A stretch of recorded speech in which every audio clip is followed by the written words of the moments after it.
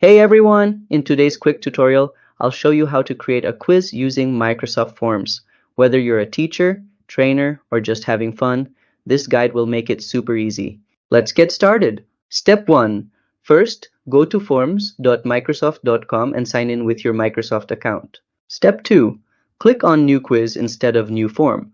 This is important because quizzes let you assign correct answers and points. Step 3.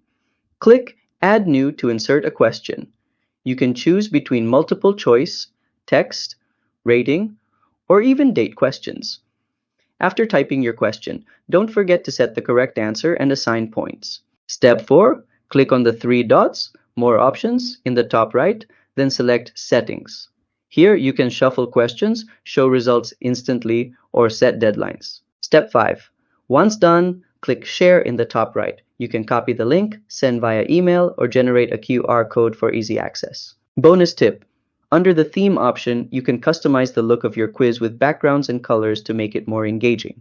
And that's it! Your quiz is ready to go using Microsoft Forms. If you found this guide helpful, make sure to like and subscribe to How to Tutor for more easy tutorials. See you next time!